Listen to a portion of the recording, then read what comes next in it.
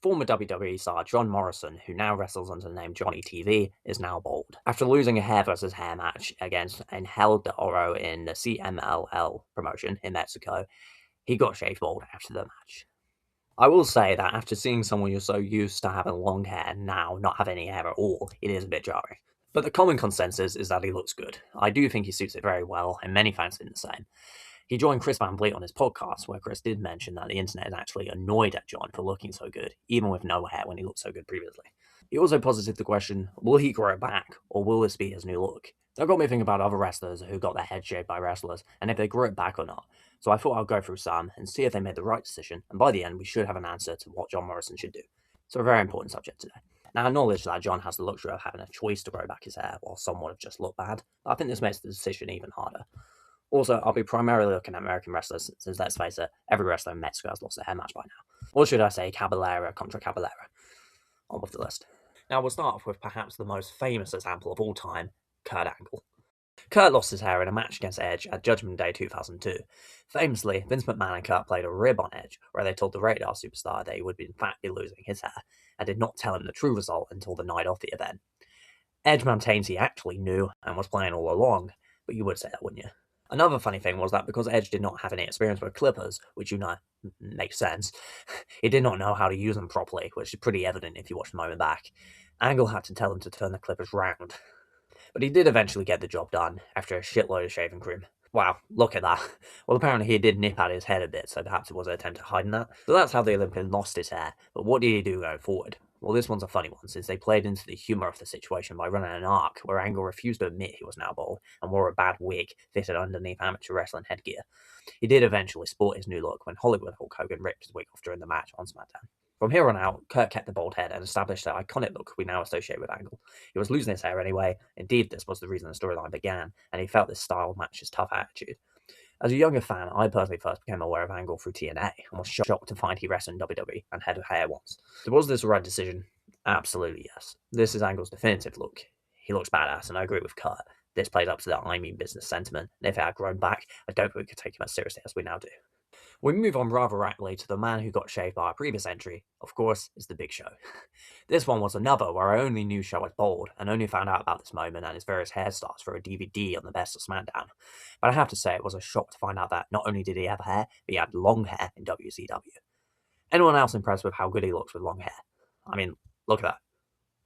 No homo, as they say. Not that it would be a bad thing, just being clear, but right? Right? This one was a strange one, as White lost his hair when Kurt shaved it in the middle of the ring after shooting him with a tranquilizer dart. I suppose this was because the recipient usually resists, as we see in most moments, but it's less believable that Show could be held down with all his strength intact. And that's even with the help of Luther Reigns and Mark Jindrak. So as a result, we got this striking image of Angle sitting on top of Big Show like a fallen beast.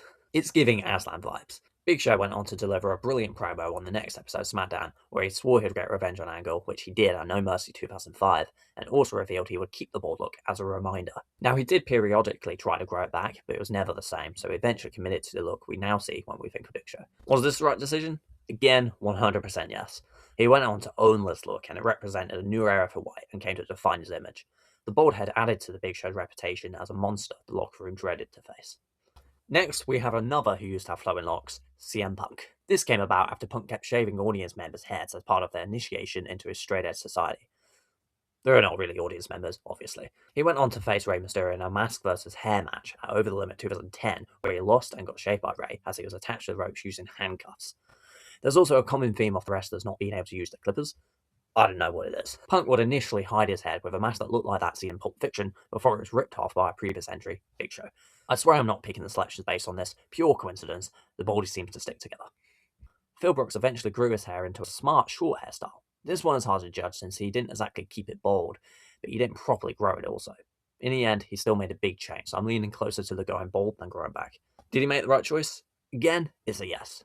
This new look helped to revitalise Punk and surely helped him in the ring without his hair getting in his eyes. He, for one, probably appreciated that.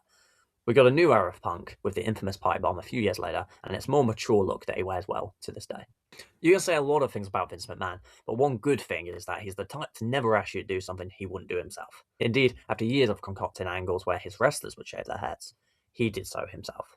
This came about at WrestleMania 23, of all places, as Umaga faced Bobby Lashley with the stipulation that either Vince McMahon or Donald Trump, of all people, would get their head shaved. Simpler times. Yes, Trump went from making a state of someone's head to head of state. Also, Stone Cold was the referee, for some reason. Miss McMahon would go on to hide his head with various wigs and even do-rags, which might seem random, but the former CEO seems to have a certain appreciation for other cultures given his precedent. He did this until he grew it back and returned to his previous hairstyle. But was this the right choice? I'm going to say yes. The bald look just didn't suit Vince, and I don't think he ever felt comfortable, although he sure enjoyed the time in between. His on-screen character is iconic, and I don't think it would be complete without his trademark silver locks. We are finishing off with one of the most impressive instances in wrestling history. Molly Holly suffered the fate after losing to Victoria at WrestleMania